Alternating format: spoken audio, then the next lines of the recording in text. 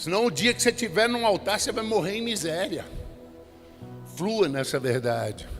Veja que aqui na NGC, em todas, viu gente? Em todas. Você vai em Balneário Camboriú é igual, você vai lá no Imbu é igual.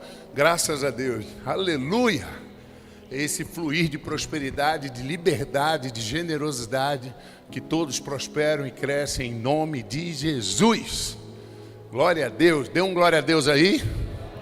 E agora eu quero falar com vocês sobre uma onda de graça. Repete comigo, diga uma onda de graça. Agora fala com fé, uma onda de graça. Essa visão Deus nos deu aqui através do mestre Guedes. Ele recebeu essa visão, a gente abraçou e, cara, poucas vezes eu vi uma visão tão de Deus, porque a igreja virou de cabeça para baixo, tudo mudou, inspiração, um monte de coisa nova.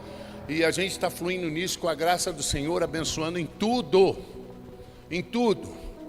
Então você se prepara. Inclusive esse primeiro curso que está saindo agora para venda na Hotmart em dezembro, chama-se Uma Onda de Graça. Esse curso vai estar à venda como uma onda de graça. E tem um livro meu escrito também agora, que subiu para a Amazon. Eu acho que amanhã já está liberado. O diabo lutou muito para resistir, mas também chama Uma Onda de Graça. Um livro de 150 páginas, onde eu coloquei todo o meu coração. Eu espero que você compre, você vai ver, vai ter uma virada na tua vida, mais uma virada na tua vida, através de revelações vivas. Mas esse curso, Uma Onda de Graça, ele vem com 4 aulas. Veja só o poder disso. Primeira aula: a aliança da graça, a forma como Deus se relaciona com você. Segunda aula: justiça, a existência da tua nova identidade justa e perfeita aos olhos de Deus. Terceira aula: consciências purificadas, pessoas, filhos e filhas de Deus que vivem sem culpa nessa terra. Meu Deus! E quarta aula: uma vida plena. Pegando tudo isso e colocando na tua vida para que não tenha mais barreira nem impedimento. Diga aleluia. Cara, você precisa desse curso, você já viu, né? Então compra ele. Agora deixa eu te falar. Nós estamos vivendo esse momento em que uma onda de graça está fluindo. Não é só aqui, não, é por todo o mundo. Diga aleluia aí onde você está.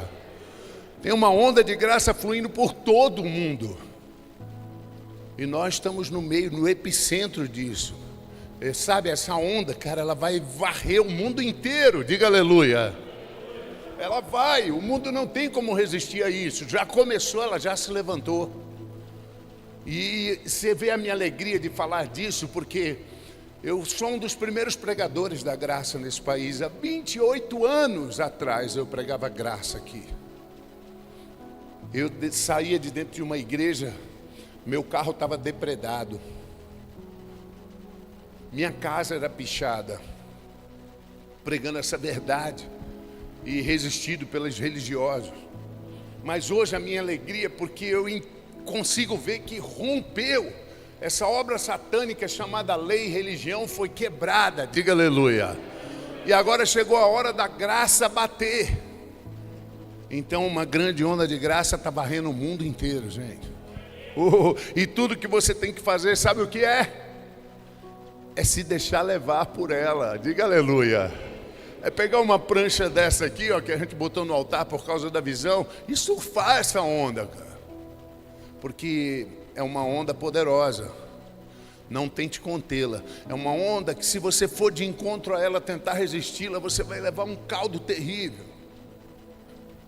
Essa é uma onda para nós fluirmos nela. É a onda da verdade de Deus. Diga aleluia. Veja, muitos dizem que nós não pregamos arrependimento. Eu ouvi essa resistência dentro da internet: pastor, o senhor não prega arrependimento, não prega arrependimento. Eu falei para eles: cara, eu prego arrependimento na essência mais profunda do que é arrependimento. O problema é que arrependimento não pode ser confundido com remorso. Arrependimento tem um significado claro na Bíblia, e a palavra para arrependimento da Bíblia é metanoia, mudança de mentalidade. E quando Paulo fala sobre isso, põe aqui para mim Atos capítulo 20, no verso 21. Paulo diz assim: testificando tanto a judeus quanto a gregos o arrependimento para com Deus. Vamos lá? Eu só acredito na igreja inteligente. Arrependimento para com Deus. O que significa? Se arrependimento é uma mudança de mentalidade, quando eu faço isso para com Deus, o que eu estou falando? Eu estou falando que nós precisamos mudar a forma como nós enxergamos Deus. Eu estou falando que o genuíno arrependimento é mudar a forma como você enxerga Deus. É mudar a forma como você percebe que Deus te vê. Esse é o verdadeiro arrependimento. Então, quando você ouve a palavra da graça, essa mensagem, arrependimento fica acontecendo o tempo todo. Diga aleluia, diga aleluia.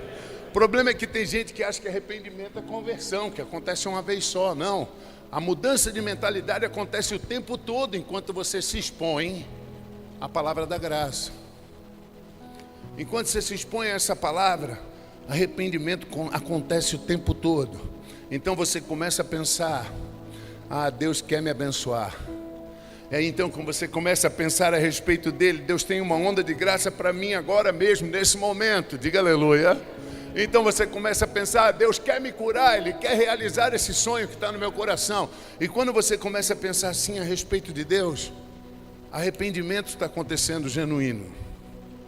Quando você começa a pensar assim a respeito de Deus, o verdadeiro arrependimento começa na sua vida. Quem está pegando? Diga aleluia. Vamos ver a ovelha perdida, Lucas capítulo 15, no verso 3. Lucas capítulo 15, verso 3. Eu sempre falo sobre isso. E diz assim: então lhes propôs esta parábola. Era Jesus falando. Então você tem que prestar atenção. E diz: qual dentre vós é o homem que, possuindo 100 ovelhas e perdendo uma delas, não deixa no deserto as 99 e vai em busca da que se perdeu até encontrá-la? Achando-a, porém, põe-na sobre os ombros, cheio de júbilo, e indo para casa reúne os amigos e vizinhos, dizendo-lhes: alegrai-vos comigo, porque achei a minha ovelha perdida. Então Jesus faz um paradoxo, e ele faz uma comparação, e ele diz assim: digo-vos que assim haverá júbilo no céu. Olha bem, ele pega essa, só acredita na igreja inteligente, ele pega essa história e diz: assim, dessa forma, dessa história, haverá grande alegria no céu por um pecador que se arrepende. Mais do que por 99 que acham que não precisam. Aí eu pergunto para você: a ovelha desceu para o vale, nenhum momento ela mudou de mentalidade e subiu. O pastor foi atrás dela, ela não se constrangeu e subiu junto com o pastor, andando do lado dele. Então, em qual momento essa ovelha se arrependeu? Qual é o momento que você entende que essa ovelha se arrependeu, como a igreja prega?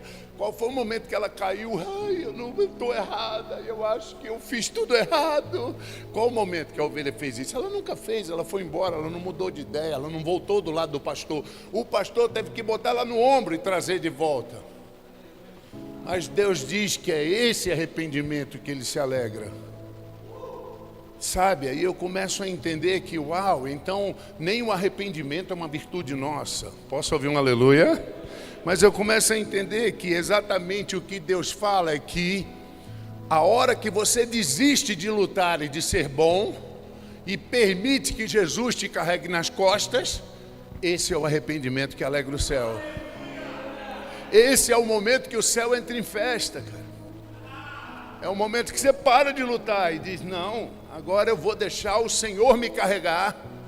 E aí os céus entram em festa. Você consegue entender? E olha que Jesus é claro, Ele diz: é esse arrependimento que traz alegria no céu. Eu falo isso para vocês porque há uma grande polêmica dentro da igreja assim: pastor, Judas foi para o céu ou para o inferno? Não sei. O cara fez algo bastante grave, ele traiu o Filho de Deus, né? Ele vendeu o Filho de Deus. Mas eu sei de uma coisa: a Bíblia diz que ele se arrependeu. A Bíblia nos mostra isso. Poucos teólogos entendem isso, mas se você botar aqui para mim Mateus 27, no verso 3, você vai ver que agora Jesus estava no pretório, levou as chicotadas, estava agora todo ensanguentado. E quando Judas viu que Jesus não respondia nenhuma palavra para se defender, a Bíblia diz que Judas, o que o traiu, vendo que Jesus fora condenado, tocado de remorso, devolveu as 30 moedas de prata aos principais sacerdotes e aos anciões, dizendo: pequei traindo sangue inocente. Eles, porém, responderam: isso não importa a nós, é contigo. Então Judas, atirando para o santuário as moedas de prata, foi se enforcar. Você consegue entender que ele voltou atrás? Você consegue pegar aqui para ele? Mas só que isso não é arrependimento, porque ele não esperou que Jesus... Você entende que se Judas esperasse mais algumas horas, o bom pastor tinha se enforcado no lugar dele? Diga aleluia. Porque Pedro traiu muito mais. Pedro negou Jesus 3 vezes, praguejou, xingou Jesus. Mas Pedro esperou o bom pastor vir e perdoá-lo e amá-lo. E tudo ficou certo. Você consegue entender? Só que Judas não. Judas tentou praticar a justiça própria. E esse é o princípio de todos os males. Isso chama-se religião. Judas tentou pagar o preço pelo erro que fez. Ah, pastor, mas eu não vou me enforcar. Ainda bem, você é uma pessoa inteligente. Glória a Deus por isso. Mas você tem se enforcado espiritualmente. Quando você não consegue se libertar dessa autocondenação, quando você não consegue se ver como merecedor, quando você não consegue se ver como digno de realizar os seus projetos em alta performance. Ah, pastor, eu vejo, mentira. Entende o que eu estou falando? Por dentro, no seu subconsciente, você não consegue se ver vencedor, você não consegue se ver andando no carro que você quer, você não consegue se ver com o ministério que Deus colocou na tua mão. Por quê, pastor? Porque você não tem se exposto à palavra da graça o suficiente. Talvez você tenha ouvido um pouquinho da graça e acha que é um expert. Não, você precisa. A graça precisa te lavar, e quanto mais, lembra do que eu disse, quando você se expõe à graça, quanto mais você ouve, a sua mente vai mudando, até que você se vê amado e abençoado. Isso tem que acontecer na tua vida, porque esse é o genuíno evangelho. Você está pegando o que eu estou falando? Diga aleluia. Você entende que a única diferença de Judas para Pedro é que Judas tentou a justiça própria, se enforcar. E tem um monte de gente se enforcando espiritualmente. E eu volto a dizer, e eu escrevo no meu livro, compra o meu livro que você vai ler. Se Judas tivesse esperado algumas horas, o bom pastor tinha ido para a forca no lugar dele. Diga aleluia. Ele tinha sido perdoado. E provavelmente haveria evangelho e cartas dele também. Eu quero que você pegue isso. Entenda que todas as vezes que você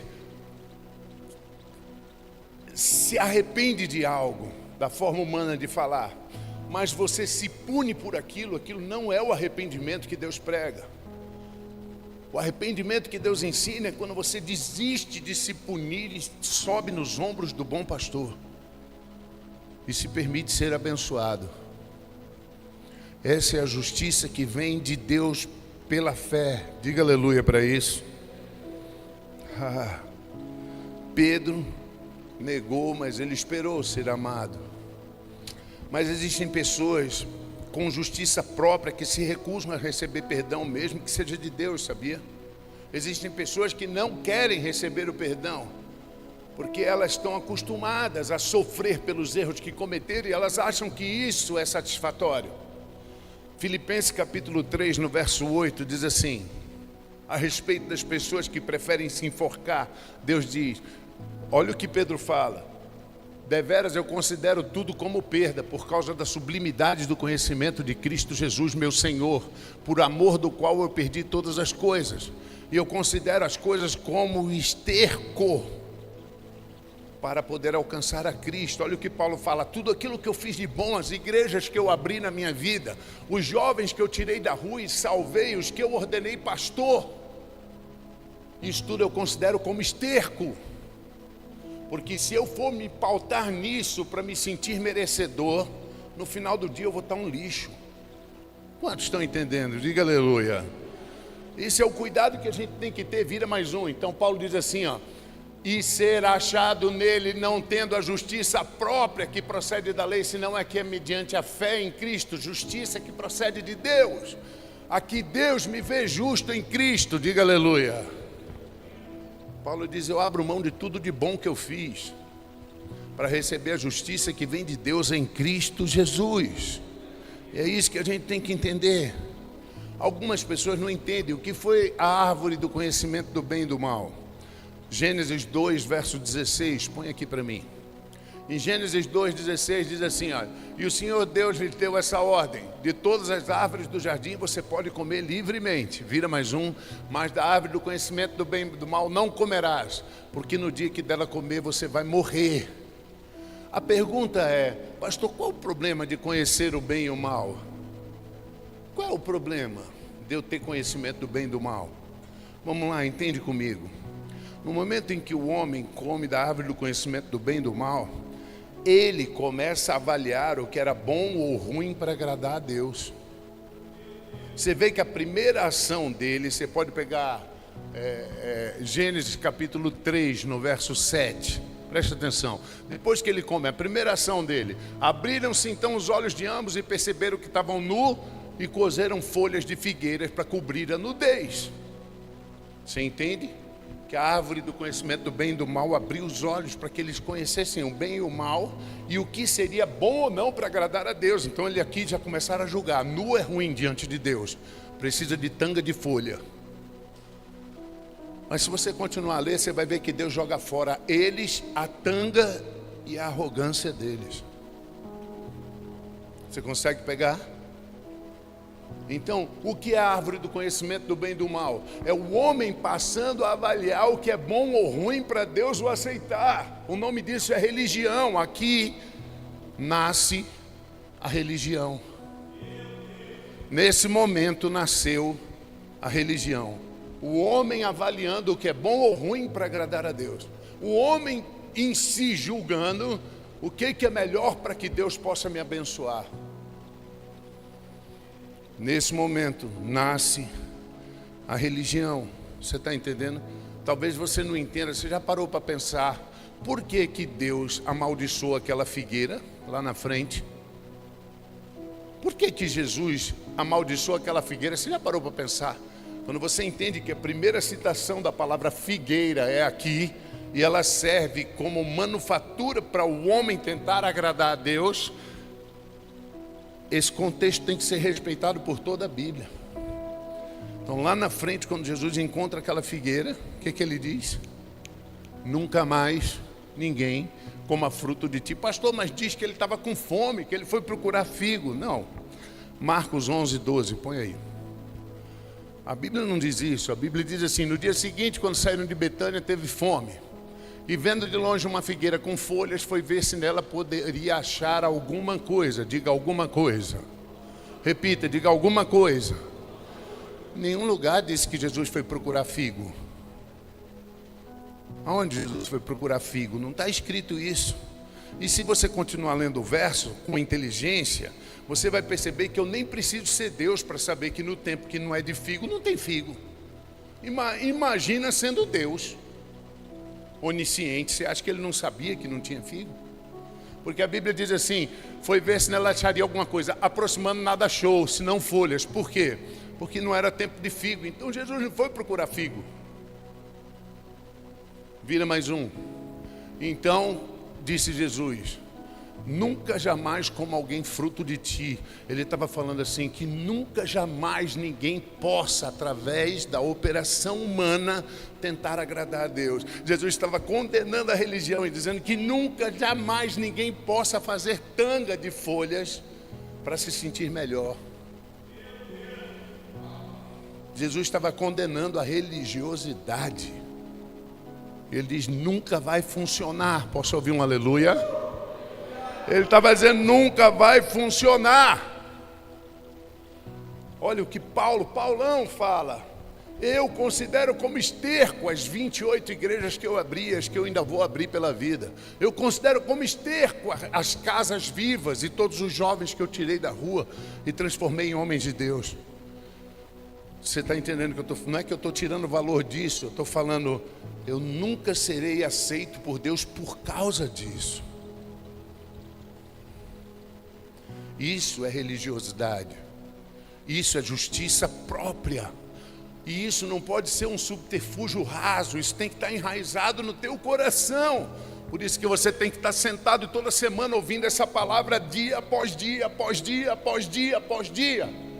Porque Satanás não quer necessariamente colocar na tua cabeça e dizer você é um lixo e não presta. Não! Muitas vezes ele quer dizer, tu é bom pra caramba e merece. E ele sabe que aí ele te destrói tanto quanto ou mais do que fazendo você se achar um lixo. Você prega muito e olha um homem de Deus, quando ele faz você se achar assim. Então ele te destruiu, entende? Porque a partir daí você vai, essa é a árvore do conhecimento do bem e do mal. Isso vai te separar de Deus. Isso vai fazer você confiar na tua própria justiça. E deixa eu falar, se agora você está se sentindo bem porque mandou bem, orou de noite, acordou de manhã orando em línguas, mas se o teu bem-estar está fundamentado no teu desempenho, até o final do dia você vai se sentir um lixo. Acredita em mim. Acredita em mim. Porque o desempenho humano não persiste, não suporta. O desempenho humano não suporta. A figueira secou. Diga aleluia para isso. Diga aleluia. A figueira secou. Diga aleluia. Não tem mais como fazer tanga. A figueira secou, irmão. Esse foi o recado de Jesus para nós. Você consegue pegar? Diga aleluia. Romanos 5, verso 19. Vamos lá. Romanos 5, 19. Vai dizer assim: porque pela desobediência de um só homem, diga Adão, diga com fé, Adão, muitos se tornaram pecadores. Assim também por meio da obediência de um só, diga Jesus, diga Jesus, muitos se tornaram justos. Entende que não tem nada a ver com você? É feita a parábola daquela ovelhinha, que ela desce. E aí a Bíblia diz, caramba, o céu ficou muito feliz porque ela se arrependeu. Eu fico procurando um ato de virtude dela e não encontro nenhum. Eu só consigo enxergar o bom pastor.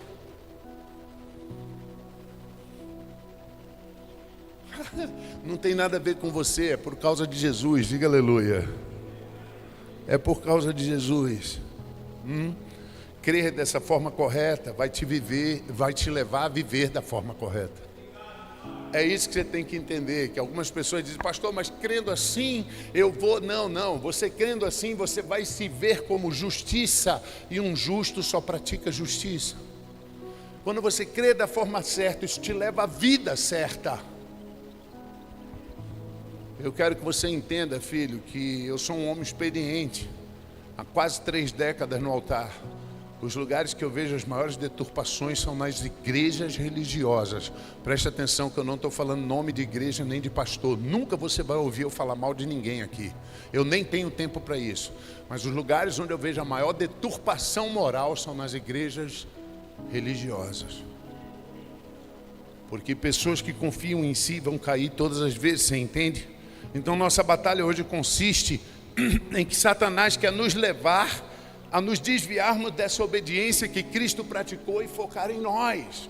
Por isso que eu falo a você, veja, grave sempre essa frase, viu? Porque eu eduquei muitas pessoas com essa frase.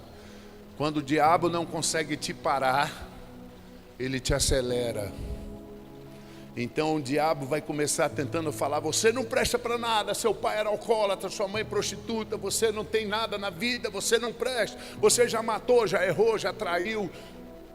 O diabo vai levar você a se sentir, se ele prestar atenção que ele não conseguiu, ele vira e ele começa a dizer, você é o cara, rapaz, o mais santo de todos, igual você não tem, se Deus não abençoar, você não abençoa mais ninguém. Ele vai tentar fazer você pensar dessa forma. Você está entendendo? Quem está pegando? Diga aleluia. Então você precisa despertar. Paulo diz assim, olha cara, nossas armas para essa batalha não podem ser carnais, porque se forem carnais, você vai ficar olhando para o seu corpo, tentando parar de ver a pornografia, parar de mentir, parar de beber, parar de tocar, parar de fofocar. Você já tentou parar de fofocar?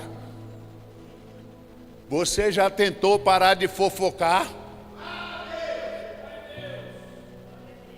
Não conseguiu e nunca vai conseguir. Até você ver a justiça de Deus em você, você vai continuar falando mal da irmãzinha, do irmãozinho, É terrível, irmão. Você vai continuar julgando o pastor tal, o pastor fulano de tal, e o outro... Mas as nossas armas, 2 Coríntios 10, verso 3, preste atenção, Paulo diz assim: no meio dessa batalha, embora eu ande na carne, eu não luto essa batalha segundo a carne. Vira mais um. Porque as armas da minha milícia não são carnais, elas são poderosas em Deus para destruir fortalezas e anular sofismas.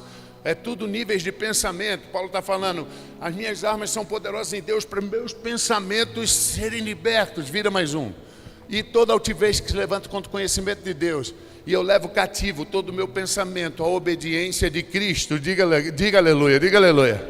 Mas pega o detalhe, não é eu levo cativo o meu pensamento para obedecer a Cristo. Não é eu levo cativo o meu pensamento à obediência a Cristo. É a obediência de Cristo. É eu entender que o que Ele obedeceu e venceu é creditado a mim. É ignorar meus feitos e meu desempenho, e entender a substituição, o que Ele fez e obedeceu a Deus até a morte de cruz, foi creditado a mim. Ele é o meu Salvador, diga aleluia. Quando você é enganado pelo diabo e foca no seu próprio desempenho, então você perde a guerra, cara. Se você for olhar para você próprio, você só vai encontrar frustração, fraude, derrota e fraqueza. Você perde a guerra. Você precisa levar teus pensamentos prisioneiros ao que Cristo fez. Se o diabo conseguir fazer você olhar, porque o diabo ele trabalha com jogos mentais. Posso ouvir um aleluia? Você entende isso? Deixa eu te explicar um pouco, para ver se você pega. O nosso tempo já acabou. Muito louco, né? Quando a gente está falando a verdade de Deus, o tempo voa. Você vai para outra igreja, você fica olhando no relógio para ir embora. Quando você está exposto à palavra de Deus, você quer mais. Mas o diabo ele faz jogos mentais. Sabe como ele faz isso?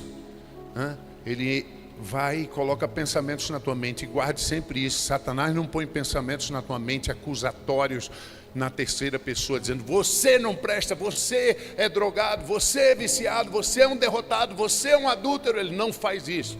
Ele entra na primeira pessoa, fazendo com que você chegue a uma conclusão. E aí o que você ouve dele é assim: pensando bem, eu sou um derrotado. E ele continua trabalhando, e ele faz você pensar bem. Pensando bem, eu sou viciado mesmo. Você está pegando o que eu estou falando ou não? Diga aleluia. Então ele chega e diz assim: você não obedeceu como se espera. Como é que você está orando, esperando Deus te ouvir? E mesmo quando você obedece, ele vem e diz assim: você obedeceu, mas foi com motivos errados, com vaidade e arrogância. Você entende que não tem saída? Você consegue entender que não tem saída? E aí você pega um sanduíche e dá para uma criança que está com fome. Aí Satanás vem: você só fez isso para aparecer. Você consegue entender?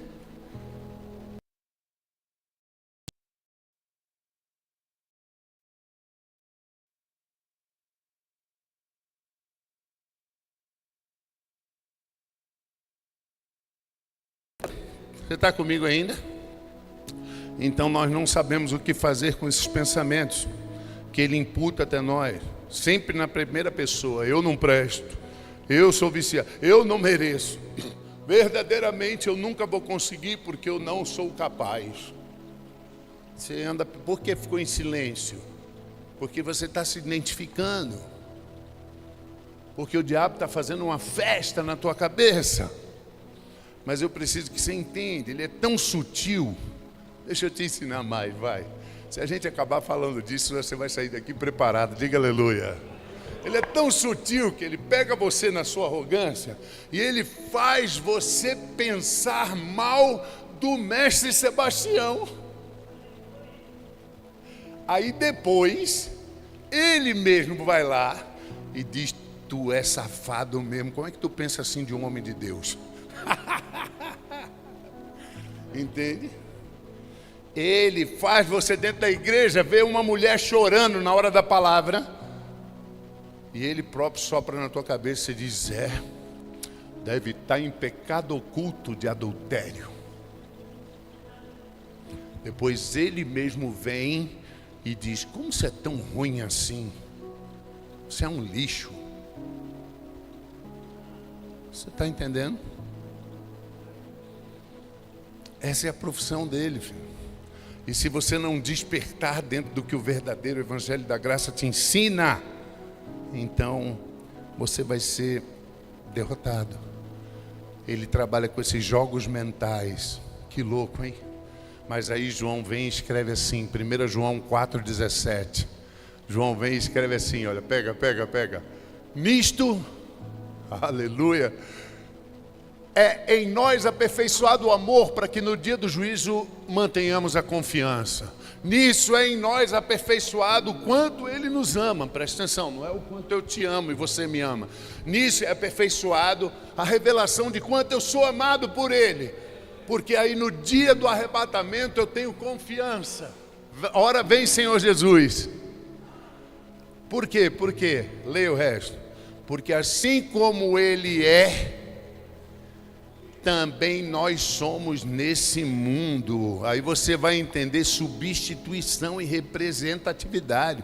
O nome disso é sacerdócio. Ele é o teu sacerdote. Então, segundo o mérito dele, é como Deus te vê. Entende o que eu estou falando? E Deus coloca isso diante da gente. E de repente você vira e diz assim: bem, o que Jesus está fazendo em seu ministério agora, nesse momento? Ele não está mais morrendo para ninguém ser salvo, Ele já fez isso. Ele não está mais crucificado para ninguém ser curado, Ele já fez isso. Você tem que se tornar consciente. Agora Ele está lá no céu, assentado à direita de Deus, te representando. Diga aleluia. Ele é o teu sumo, eterno sumo sacerdote. O que é um sacerdote? Hebreus capítulo 5, verso 1. O que é um sumo sacerdote?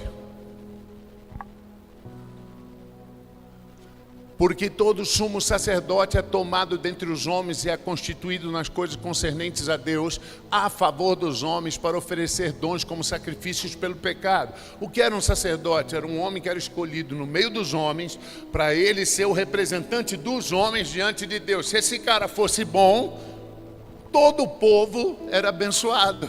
Se esse cara tivesse aceito, se ele entrasse no Santo dos Santos no dia de Yom Kippur e saísse vivo, o povo de Israel ia ter a melhor colheita, o melhor ano, a prosperidade, a paz, a vitória sobre os inimigos. Diga aleluia. Mas se esse sumo sacerdote entrasse no Santo dos Santos no dia de Yom Kippur e caísse morto lá pelos querubins da guarda e puxassem ele pelo pé, então o povo de Israel estava ferrado. Colheita magra, invasão territorial, destruição pelos inimigos, derrota, tudo que não presta iria acontecer. E é assim que funciona sacerdócio, representatividade. Então entenda, hoje, eles ainda tinham um problema no Antigo Testamento, que era hereditário. Então o pai passava o sacerdócio para o filho, não era eleito. Então era um grande, por exemplo, hoje, Israel tem um sumo sacerdote lá. Legal? E o cara está mandando bem pra caramba. Você vê que Israel está vencendo as guerras tudo. Mas ele tem um filho chamado Goldberg, que o cara só está nas festas. Então o povo já está ligado, dizendo: volta logo, Jesus, porque se esse menino entrar para o sacerdócio, a gente está ferrado. Mas o teu sumo sacerdote é Jesus, entende? Teu sumo sacerdote é perfeito, diga aleluia. Mas sabe o que é melhor? Ele é eterno. Você não tem a insegurança da mudança. Ele é eterno. Ele está no céu eternamente te representando diante de Deus. Diga aleluia para isso. Glória a Deus. E Deus diz: eu vos farei segundo o mérito do seu sumo sacerdote. Diga aleluia. Eu vos abençoarei segundo o mérito do seu sumo sacerdote. Diga glória a Deus. Se Jesus é aceito, aprovado e amado, então você também é. Mas se a tua paz está firmada no desempenho que você teve essa madrugada, jejuando e orando, teu dia vai acabar muito mal. Desculpa ser honesto com você, porque teu comportamento e tua autoimagem, ela não se mantém. Você é humano. Por isso você precisa de um Salvador. Diga aleluia. Aleluia. Assim como nós somos, assim como Ele é lá no céu agora, nós somos aqui na terra. Diga aleluia. Repete, levante sua mão direita, diga comigo: eu sou como Jesus. Mais forte, diga: eu sou como Jesus. Uma vez mais, diga: eu sou como Jesus. Sabe que eu tenho testemunho de ver pessoas vencendo e sendo curadas. Eu me lembro de uma mulher que no meio de uma pregação dessa, e ouviu tudo isso, e ela tinha caroços nos seios, nódulos, e tinha sido diagnosticada como câncer, e já estava marcada a extração da mama dela. Então ela ouviu essa mensagem, ela de madrugada foi para a varanda, olhou para o céu e disse assim, presta atenção nisso, ela olhou para o céu e falou: Deus, Jesus tem caroços nos seios?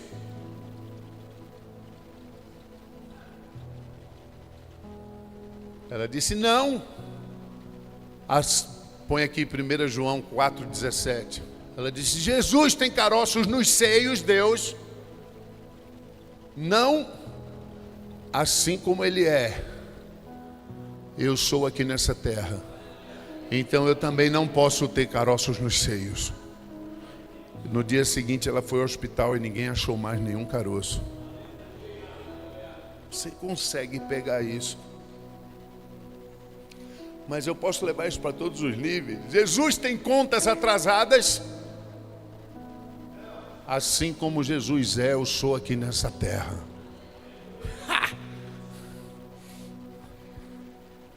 Você está pegando? Você precisa viver isso. É o genuíno evangelho da graça. Só Ele pode te levar à vitória. Pastor, mas eu ainda sinto a dor. Você sente a dor porque são fatos da terceira dimensão. Mas as verdades espirituais eternas se sobrepõem aos fatos. Diga aleluia. Sempre. E tudo que nós temos que fazer, sabe o que é? Era isso que eu estava esperando. Porque o fim do culto tem que ser: o que eu faço para viver isso? Tudo que você tem que fazer é contemplá-lo. Não, pastor, aí não dá, pastor, porque aí o Senhor forçou a nossa amizade, porque eu quero fazer alguma coisa. Essa é a necessidade do ser humano. Eu quero fazer alguma coisa, o Senhor tem que me ensinar o que eu faço: uma pedra para carregar, um carro para empurrar, um monte para subir. Me fala alguma coisa para eu fazer, Senhor. E eu digo para você: não tem. Qualquer coisa que você tente fazer vai virar folha de figueira. Vai ser rejeitada a folha e você. Tudo o que você tem que fazer é contemplá-lo. Essa é a coisa mais poderosa do mundo espiritual em se fazer, porque tudo aquilo que você contempla, você se torna igual. Está escrito em 2 Coríntios 3,18. Paulo começa a escrever e diz assim: e nós, todos nós, com o rosto desvendado. É preciso que você tenha essa mensagem que arranque o véu do seu rosto. Se você ainda está com a religião te cegando, não tem como.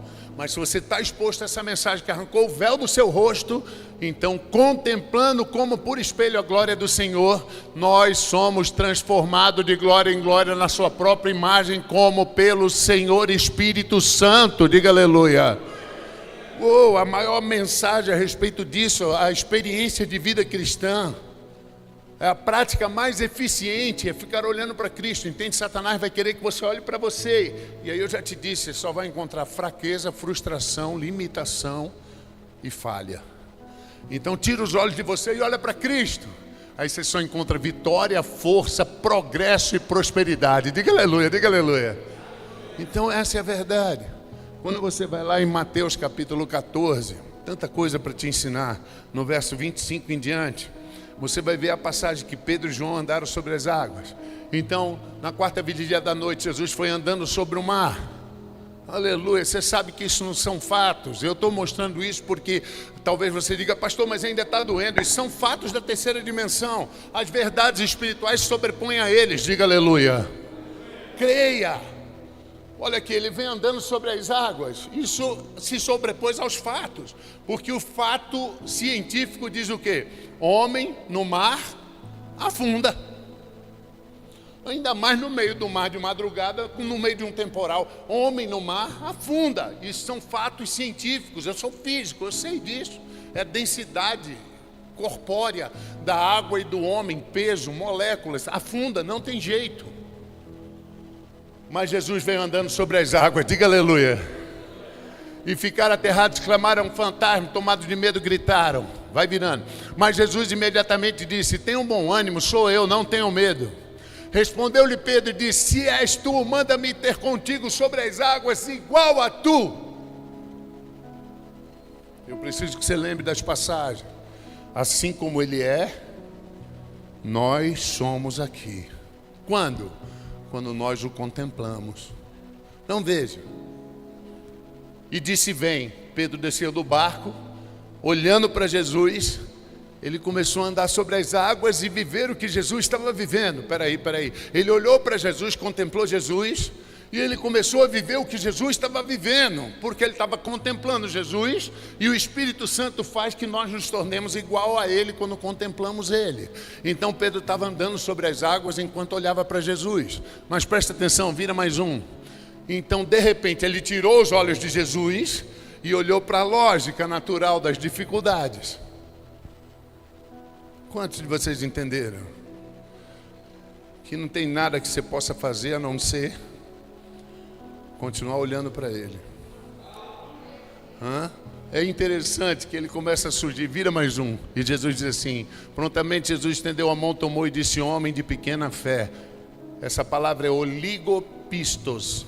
Não é pequena de tamanho, 1 quilo, 1 tonelada, 1 metro, 1 quilômetro. É pequena de duração, cronologicamente. Jesus estava dizendo, tua fé durou pouco. Então vamos lá, o que durou pouco? O olhar dele para Cristo. Então o que é fé? Fé é você olhar para Jesus até que a realidade dele se manifeste na sua vida.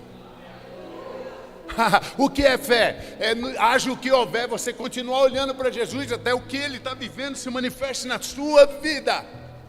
Não importa a tempestade, o temporal e o tamanho das ondas. Fé para Cristo é continuar olhando. Continuar olhando, continuar contemplando e continuar contemplando. Pastor, eu não consigo largar o cigarro, o que eu faço? Sento o bumbum na cadeira e contempla ele na palavra até que ele se manifeste na tua vida. Jesus fuma? Então vai se manifestar em você. Assim como ele é, você é. Pastor, eu não consigo largar a pornografia, o que eu faço? Sento o bumbum na cadeira e ouve a palavra até ela te lavar. Pastor, Jesus vê pornografia? Então isso vai se manifestar em você. Você só nunca vai poder dizer, eu venci. Não, você nunca vai poder dizer, eu consegui. Nunca. Você vai ter que dizer, eu recebi.